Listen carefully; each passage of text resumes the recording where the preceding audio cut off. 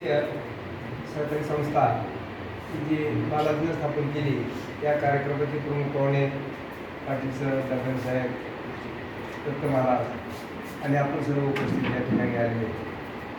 बालाजीचा जो हा उपक्रम आहे तो अतिशय मला पसंत पडलेला आहे. मी त्यांच्या संपर्कात जवळजवळ 4 वर्षापासून आहे. आम्ही बऱ्याच ठिकाणी असे काही स्वामी समर्थांचे होम केले. त्या होमाच्यासाठी आम्ही त्या ठिकाणी गेलो, पण त्या ठिकाणी होमाची 1 रुपयासुद्धा रक्कम आम्ही बालाजीने घेतलेली नाही.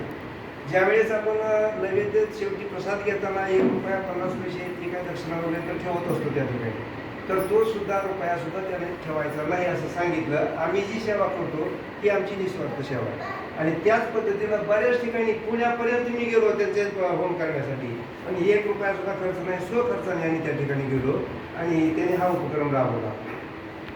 प्रत्येक वेळेस त्यांची माझी चर्चा असते, आपण आता हे मंदिर उभारले, आपली मूर्ती तयार केलेली आहे, त्याच्यासाठी आपल्याला प्रयत्न करायचा आहे, मागायचं नाही, खुशीनं दिलं पाहिजे.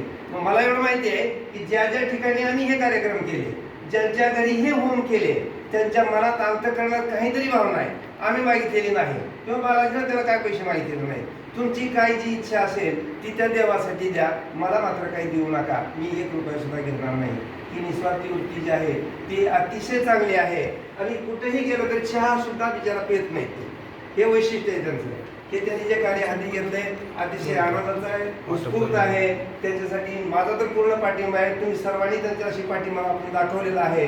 सर्वांनी असाच त्यांना पाठिंबा द्यायचा आहे आणि या कार्याला त्यांना सहकार्य करून त्यांचं कार्य फळाला लागायचे एवढी सर्वांची समोर विनंती करतो आणि माझी 2 शब्द संपवतो. धन्यवाद.